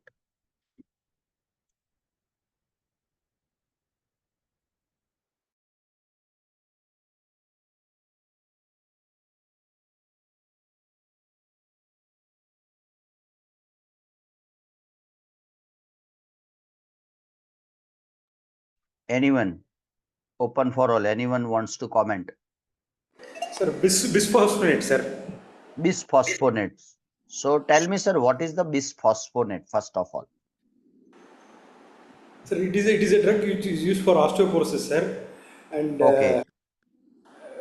this while giving the medicine, we will have to tell them to drink a lot of water, and you are supposed to. This is the knowledge I have, sir. No, that's fine. I'm very happy. Your answer is absolutely correct. Perfect. Okay. Anyone else? Any idea of bisphosphonate? What is exactly the bisphosphonate? How it works? What are the indications? It's a very important question and frequently asked question. Every mock I compile the frequently asked, not just the routine question. And little tricky as well, obviously. Then you brainstorm, no? Otherwise, lollipop question I can put. What is a treatment of choice for Lyme's disease? Everyone knows doxycycline. That will not come in exam much. You need to stress your mind and brain. You stretch neurons. Yes, anyone? Midila, do you know what is a bisphosphonate? Have you ever been used this bisphosphonate in your practice? Anyone use the bisphosphonate? Those you are especially in the ortho unit, they probably use the bisphosphonate. It's a common drug, right? Any idea, Catherine? Bisphosphonate, any drug? Sir, bisphosphonates are pyrophosphatase inhibitors. They are used in osteoporosis as a Great. first drug of choice. Very nice. So is it used And only? when we prescribe bisphosphonates, we tell the patient to sit upright, have the medicine, and then after a gap of 2 to 3 hours before going to sleep, Okay, so so is it that it available doesn't orally or it regurgitate is and a irritates. intravenously? Sir, orally alendronate and all. Okay, fair enough. Fair enough. And what bisphosphonate, right? One of the name is zolendronic acid. You must have heard Alendronate, zolendronic acid, alendronate. right? Probably you Yes. heard the name. So what's your Yes, name, sir. Yeah. doctor? Sorry, I cannot see well. Your name? Sir, Mithila. Mithila. Oh, sorry. So zolendronic acid is the name of the bisphosphonate. So for your knowledge, it just not used for the treatment. It also used for the prevention of osteoporosis. Go and read the literature. So prevention, Okay. there is a role. Say for example, your mother, who is postmenopausal, elderly lady. So any postmenopausal elderly lady, they have osteoporosis until proved otherwise. Whatever they eat, whatever the healthiest food they eat, because when estrogen progesterone goes down, right, bone will become brittle, and highest incidence of postmenopausal fracture is more in female than in male because of this hormone, right? So Yes, sir. we have the females, we can give to your mother, say for example, once a year you can give bisphosphonate once a year, right? It increases the resorption of bone, it increases the strength of the bone, right? And it reduces the risk of pain and fracture of the bone. This is the bottom line, I tell you. Got it? Okay. Right? Okay, So sir. it is used in the prevention as well as in treatment. So prevention, I told you, any male, female after menopause in female, you can give across the globe, any female you give after menopause, zolendronic prophylactic. Another patient, breast cancer patient with bone fracture, we give the zolendronic bisphosphonate every month. breast cancer or some renal cell cancer with fracture neck femur, we give bisphosphonate. So any malignancy which spreads to the bone, bisphosphonates drug of choice. Is that clear? Yes, sir. What are the things what I monitor in clinic before, because it's my daily job, no? Because lots of bone events happens in cancer patients, especially breast cancer, lung cancer, renal cell carcinoma, right? We see lots of fractures and bone metastasis in this type of patient, plus multiple myeloma. As you know, multiple myeloma is a plasma cell dyscrasia, right? So where also we use the lots of bisphosphonate in day-to-day practice. So first of all, one thing extremely important, number one, is to a renal function test. If your kidneys are not good, then bisphosphonate will not excrete well, right? So what the most important precautions or things you need to monitor or do baseline is a EGFR, estimated glomerular filtration rate. So if EGFR is more than 60, you can give it. More than 90 is a normal. So 60 to 90, you can little adjust the dose, but it is contraindicated below the EGFR or creatinine is very high. It's contraindicated because it will not excrete. It will have lots of side effects. In that case, there is one another backup drug which you can use. It called as a denosumab. Denosumab. Go and read it. Denosumab. Right. So this is all clinical questions, but we use it. Those who have very bad kidneys and they have bone fracture or they have osteoporosis or they have bone metastasis, we used to give denosumab. Denosumab. So it is again a safe drug which strengthens the bone. The biggest advantage of denosumab is it can deliver to the subcutaneously. Number one advantage. Number two advantage, it does not interfere with the renal functions. So even with a bad kidney, you can give the denosumab. That's it. So here the answer is a bisphosphonate, and bisphosphonate can cause epigastric burning and dysphagia, right? So medication is most likely causing this symptom. So this medication is used. Do you know what is calcitonin? Midila calcitonin. What is calcitonin? Because we need to exclude all. No? What is calcitonin? Anyone? What is the calcitonin exactly? Anyone? Open volunteer quickly. So if you don't know the calcitonin, go and read the calcitonin. Calcitonin is the Calcitonin is produced by the C cells of parafollicular cells of the yes, yeah, parafollicular cells of thyroid. thyroid or parathyroid? Parathyroid. Parathyroid, not the thyroid. Yes, sir. Right. So parathyroid, right, have a four glands in number four, otherwise two pairs, right? It is situated just behind the thyroid. So right side two parathyroid gland, left side two parathyroid gland. So in number total four parathyroid, but if you say pair, two pair, right? Right side one pair, left side one pair. So this four number total of parathyroid, there are two hormones it released. Let me remind you your pathophysiology. One is prothormone and another is a calcitonin.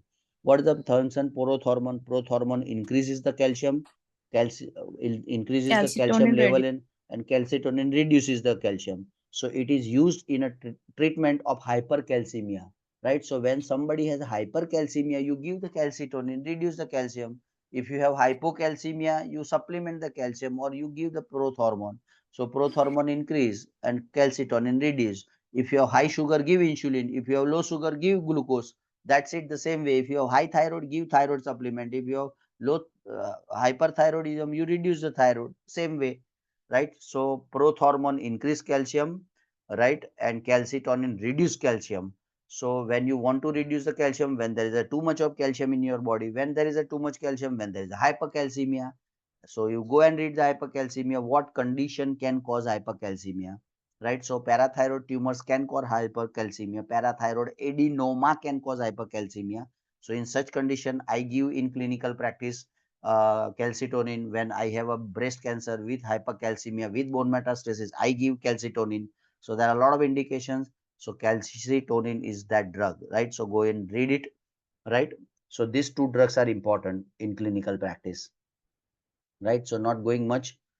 So monitor creatinine, as I told you, EGFR is important, and another very important side effect in a long term, when you give more than 2 years the patient this zolendronic or bisphosphonate, osteonecrosis of the jaw is important, right? So I added later on by presenting things because this is what we do in clinical practice. Last couple of questions. 7 out of 7 is a brilliant score. 7 out of 5 is a satisfactory score. Anything less than 5 is a not satisfactory score. 45-year-old patient with a newly diagnosed brain tumor present with a speech impediment, means disturbance. He is not able to repeat anything that is said to him or to name object. However, he has a preserved fluency of speech, good comprehension of spoken and written language. He has no other symptoms or neurological deficit, and his neurological examination is otherwise unremarkable. Which of the following is most likely diagnosis? I think we forget the anatomy of brain. So we don't know where is a Broca's area, where is a conduction area, where is a global areas. So let me remind you again a bit more neuropathology. Broca's aphasia, conduction aphasia, global aphasia, transcortical sensory aphasia, and Wernicke's aphasia. Very tricky and boring, probably boring for you, I guess. Sir, how you select the MCQ? Very boring. Brain. I did it in option. Yes, Azil, because you are the only one who is interacting more with me, and you are only the one you are posting the answer. So out of 40 people, only one answer. Yes, Azil. Meanwhile, other experts are posting their answer. Let's discuss. What is Wernicke's aphasia? Sir, Wernicke's is the sensory Sorry. area. So Wernicke's is where? the So where is the Wernicke's area located in general? I mean, frontal sir, lobe, parietal lobe, 22, occipital lobe. yeah, number 22, which is in temporal. Oh my God. Honestly speaking, I don't know number 22. Don't take it otherwise. Yes, sir. Probably I have to learn from you. Yes, sir. Right. So where is the 22 area? I'm just asking seriously. Don't take it otherwise. No, sir, it's actually present between temporal area and the inferior temporal gyrus. Okay, fair enough. I didn't know honestly, but I'll go and read it again after class. I'm curious about study. So fair enough, I may improve my things. Okay, so yeah, Nandini, what's the Broca's aphasia? What do you mean by Broca's aphasia?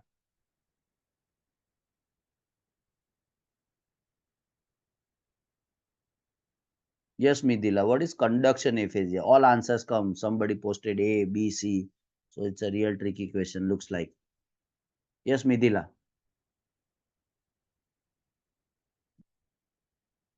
Fair enough. So don't spend much time after my lecture on neurology. I'm just trying Sir, to make you understand little basic things you must know. So this is general. I mean, so you see, right? So let me have my pen so we can better understand and figure it out. Though my figures is not good. Whenever I draw the figure, I need to write down what I have drawn so people can understand. So anatomy of language, right? So this is anatomy of language. This is brain, right? So this is frontal part. This is temporal parietal part. This is occipital part in general, frontal, temporal, parietal, occipital. So our answer is this: accurate fasciculus that cause the conduction aphasia. And here, what's the problem? Problem here. These are the three dotted line. It is called as a arcuate fasciculus. So when there is a problem in arcuate fasciculus, you get the same thing. Broca's area is this, somewhere in the frontal, right? The Broca's area, Broadman's area, 44 and 45, right? Just hold on for 1 second. I got a call from hospital, likely emergency. Just 1 minute.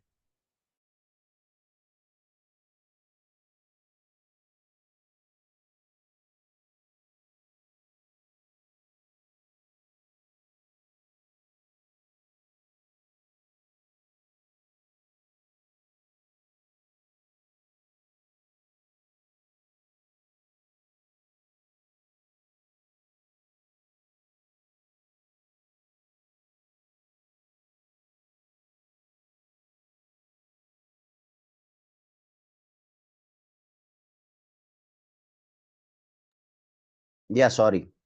So this is the Broca's area, just for your knowledge. What it is written, lesion, expressive aphasia. Sorry, expressive aphasia. Common etiology is what? Infarct of the superior division of left middle cerebral artery. So something wrong in the middle cerebral artery. You get a Broca's aphasia, or Broca's area gets affected because of the vascular supply, and you get aphasia. What happens when there is a conduction aphasia? When there is a arcuate fasciculus is affected, which is the answer here. And Wernicke's area, as extremely rightly said by Dr. Azil. So this is area number 22, but I didn't know, honestly speaking. So thanks for updating my knowledge. Lesion is a receptive aphasia. Common etiology is what? Inferior division of left MCA. So when the left MCA inferior superior its effect, right, then it is a Broca's area. Inferior when it affects, it's a Wernicke's area. But here the answer is arcuate fasciculus, conduction aphasia. Right, so this is the answer. Here is the conduction aphasia. Let's go back to again the question. 45-year-old female, newly diagnosed brain tumor, present with a speech impediment, is not able to repeat anything that is said to him or name the object. However, preserve fluency of the speech and good comprehension of spoken and written language. Is no other symptoms neurological deficit on examination. Which of the following is likely diagnosis? Is conduction aphasia. There is a problem, and because of the conduction aphasia, he is not able to repeat anything and not name the object. So that's the signs of conduction aphasia. Little tricky, but you must keep in mind. The patient suffer from conduction aphasia, which is characterized by problems with the repeating what is said and naming. So he cannot name the object, but preserve the fluency and comprehension, which is there in the scenario. So preserve is fluency and comprehension, but what not preserve is that repeating and naming the object. Anatomically, lesion is at arcuate fasciculus. So I also just try to make more clarity. Where is arcuate fasciculus? So these three dotted lines is arcuate fasciculus. Because of the brain tumor, it gets disturbed, and there is a problem in the conduction, and it's a conduction aphasia. That's it. So this is what the thing is. Last couple of questions. 8 of the 8 is an excellent, brilliant score. Less than 5 is not score, good score. 23-year-old G1P0 woman at 36 weeks gestation, seen in the antepartum care unit. She is having a regular contractions, and the cervix is 2-finger breadth dilated on sterile pelvic examination. Result of electronic fetal heart monitoring are shown in the image. So where is the image? I could not make it well, so I just take a simple picture. So don't pardon me if it's not good picture, but this is the picture, right? So this is the first picture, and second picture, the kind of a waves which is shown here. I tried my level best to get it good, but unfortunately I could not make it on my slide. So this is the one picture, and this is another picture, right? So these are the two pictures, right? It is shown. Again, go back to the scenario for the better understanding that what happens to this. Sorry, right? So this is the things. Before that, again, try to understand. 23 years means young female, G1P0, gravida 1 para 0, right? Woman at 37-week gestation means about to finish. Seen in the antepartum care, not deliver, about to deliver. She is having a regular contraction, and cervix is 2-finger breadth, means 2 fingers dilatation, around 3-4 centimeter. Dilated on sterile pelvic examination. Results of an electronic fetal heart monitoring are shown in the image. So what this image is? Electronic heart monitoring, right? So here you can see this wave, here you can see this wave, and now what they are asking by seeing the picture is that what mechanism best explain the findings seen on the tracing. So by seeing this, what do you think, what could be the cause of this picture of a female of 28 who has a 2-finger dilatation of the cervix, right? And fetal monitor show this. What it could be? It could be an artifact from the stronger uterine contraction. It could be a compression of the umbilical cord by uterine contraction. It could be a fetal arrhythmia. It could be a pressure on the fetal head coincident with uterine contraction, or reflex response to the fetal hypoxia from fetal anemia. So what it could be? What this chart shows? What is the cause of this chart? That is what they want to ask, right? So there are lots of fetal deceleration and questions are coming. So I thought, let me make some paragraph. The best expert of this is Dr. Sikha. go and ask Sikha more in detail, because lots of pictures nowadays coming like this of fetal monitoring pictures, acceleration, decelerations, lots of figure comes. Couple of students are telling me in the last conversation. So I thought, let me put this. So what could be the answer? Give your answer, not the other people's. Probably the good in gynecology can easily answer this.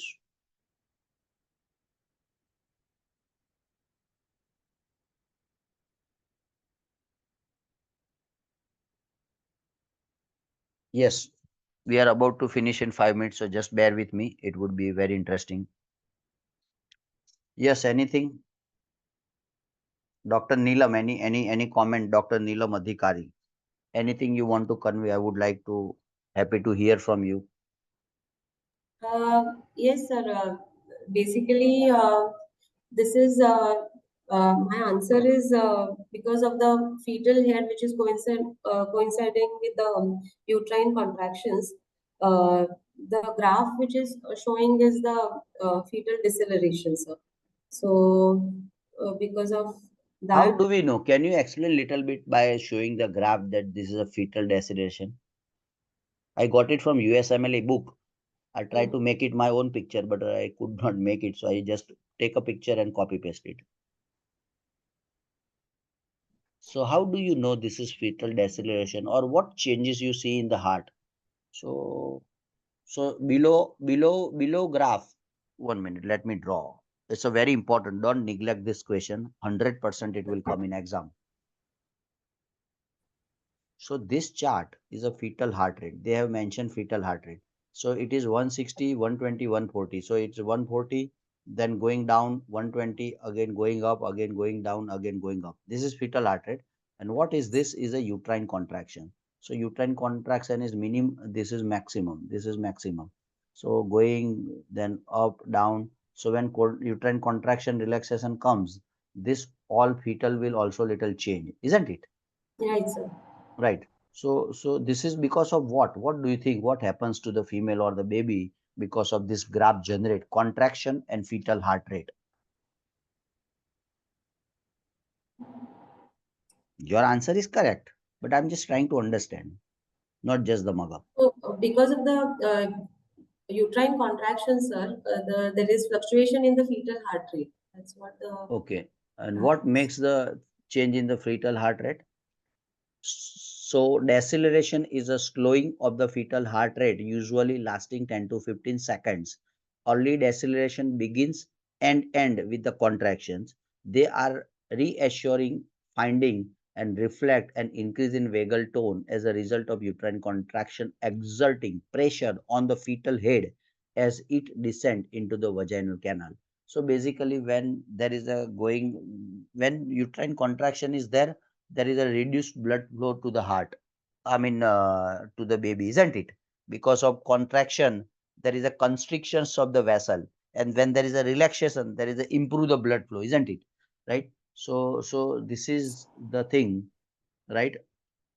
So you just go and read once again, right? Deceleration, what exactly it means, how the contraction of uterus while delivery and relaxation of uterus while delivering the baby, what changes happen in the ECG and in the contraction. So just read these two topics only.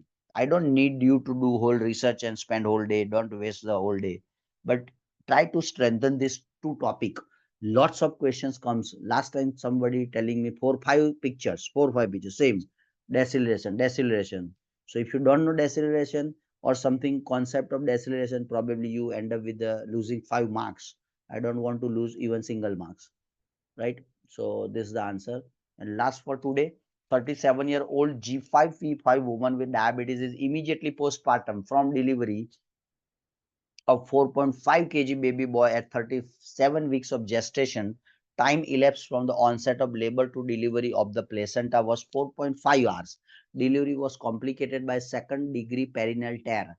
Postpartum vital signs are within normal limit. When the patient begins to hemorrhage vaginally, estimated blood loss is 200 ml. So far, and bimanual examination revealed a soft, enlarged, boggy uterus Which of the following is most appropriate first step in the treatment?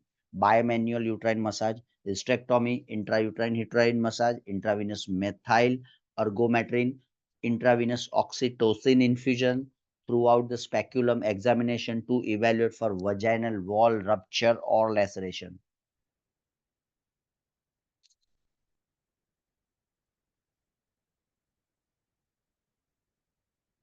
Yes, Toprak. Bahar, why you want to do the hysterectomy for the patient who is 37-year-old? Yeah, but she. Sorry. 1 minute. Sorry. What's the No. diagnosis? Our triad, sorry. That makes better It is understanding. uterus atrophy. What is the diagnosis here? Uterus atrophy. Uterus atrophy. Yeah. So what do you mean by atrophy? Atrophy or atony? Both are different Atony, words. yeah, atony. You're right, atony. Uterine atony, sorry. Atrophy means uterus is gone. Sure. Yeah. And Uterine she lost. atony. 1 minute. Sorry. Yeah. So you will get clarity. That is why I'm stopping you. So don't pardon me. So it is not uterine atrophy. This looks like uterine atony because after delivery, biggest postpartum hemorrhage, biggest thing is what? Uterine atony. Uterus does not contract well, and there is an ongoing bleeding because when uterus not contract means the blood vessel will not squeeze. It will not clot the blood. Keep going, right? And bleeding. Postpartum hemorrhage. That is what we call as a PPH, postpartum hemorrhage, right? So you directly do the hysterectomy for this patient?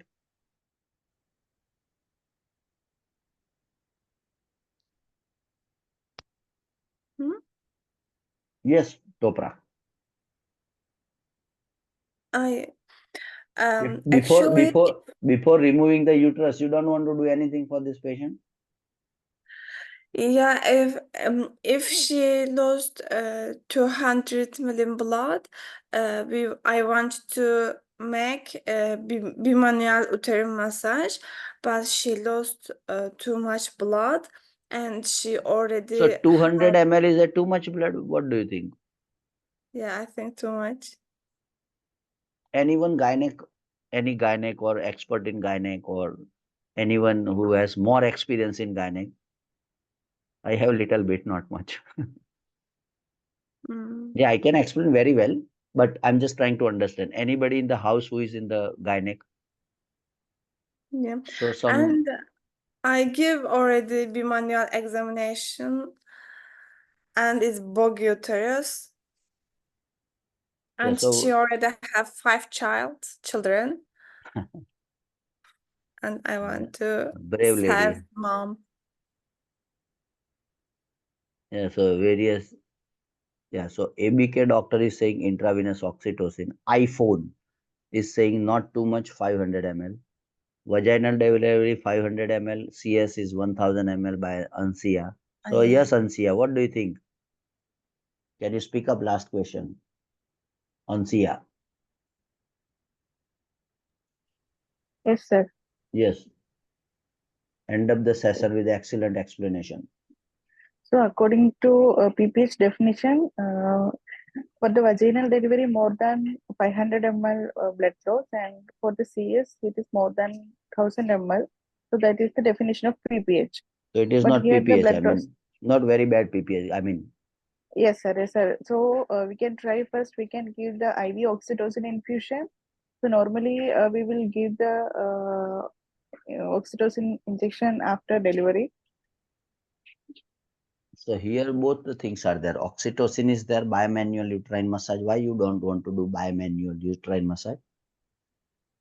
It's not bad. Na? Patient is hemodynamically stable, they are saying. And obviously bleeding is always there in the patient. Na? When there is when there is a delivery, obviously bleeding should be there. Na? Sir, here the condition is uterine atony. So I think the option is. Okay, so uterine atony. So how you restore the uterine tone? I can explain you. Sorry? Yeah, anybody can answer, no problem. So I'm just trying to understand. So when you have uterine atony after delivery, you have bleeding and you feel that it's a uterine atony. So how you treat the uterine atony then? how you make the uterine to get back into the action? You need to do something, na, for uterine atony. So how you make the uterus to have good tone from atony? Anyone?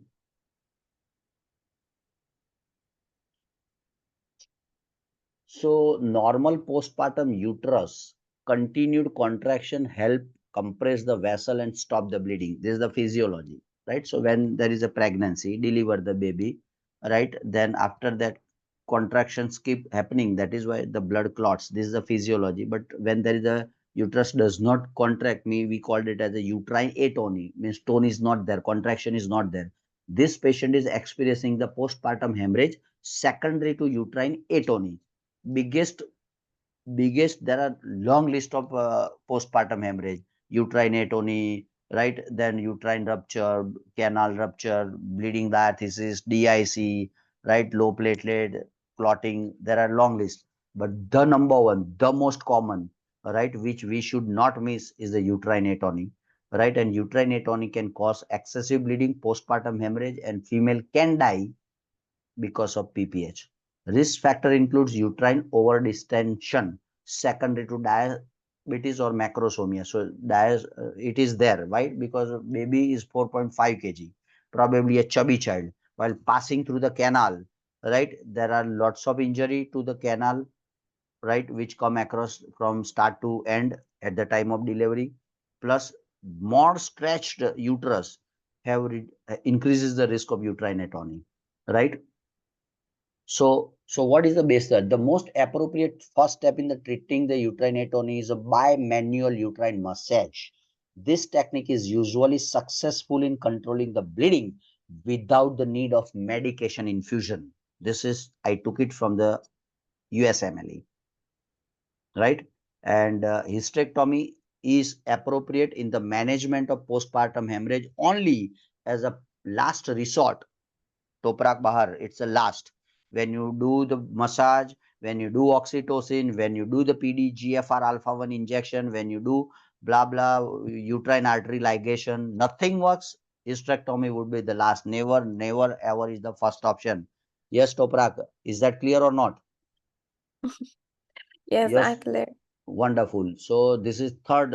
Uterine massage should be performed bimanually with the one hand placed over the uterus externally and one placed for vagina. So bimanual means there are two things. One on the uterus outside external and another is inside the vagina, and try to compress the uterus inside and outside. That clots the blood. The logic is to squeeze the blood vessel by giving some pressure, by injection, by surgery, anything, right? And third is like oxytocin, methyl ergometrin can be used to help the control bleeding. However, it cannot give to the hypertensive patients and should only be used as a second or third line agent. So what is the first line agent? By manual palpation is the first line, right? When it fails, then you go for the oxytocin. Additionally, you can use this. And oxytocin infusion is generally used to help the control bleeding secondary to uterine atony.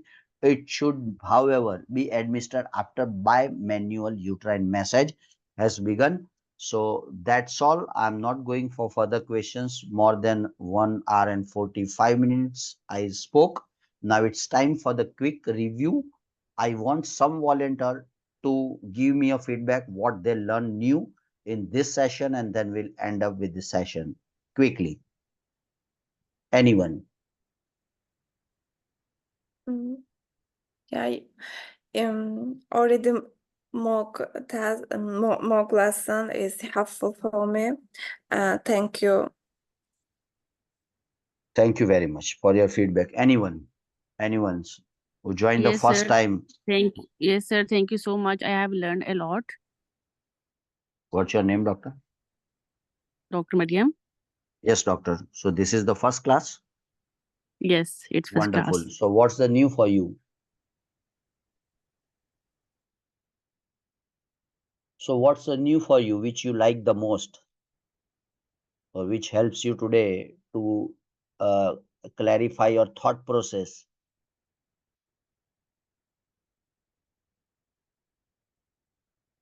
Yes, Mariam.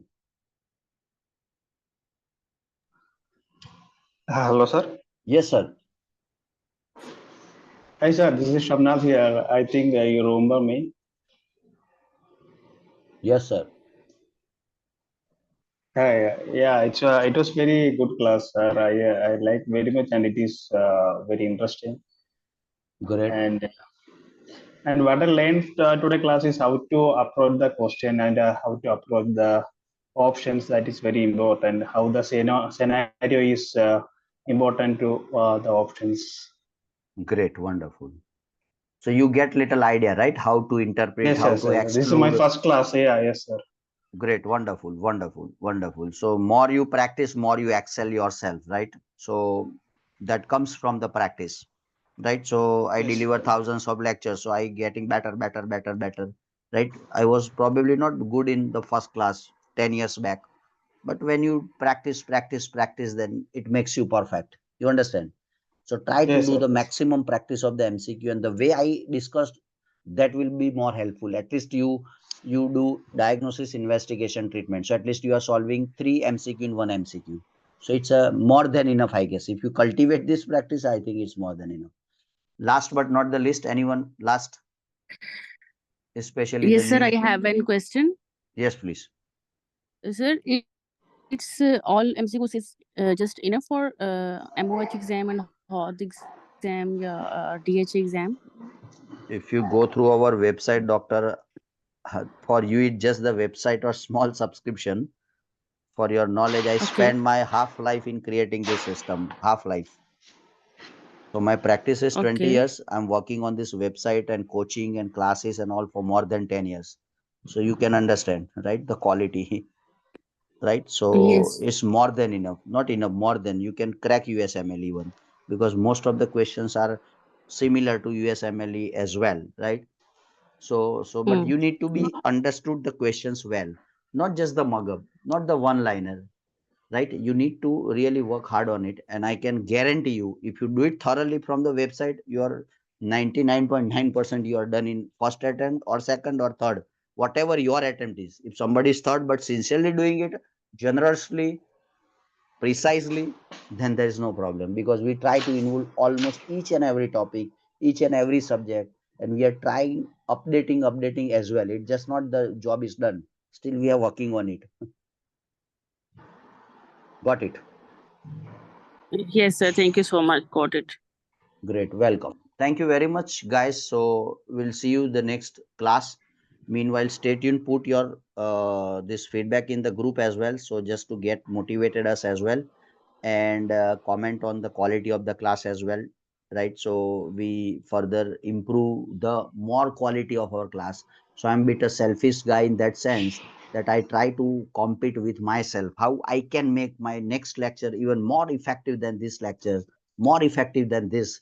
That is a real learning. So you approach the same thing for yourself. So stay tuned and enjoy your Sunday. Thank you very much.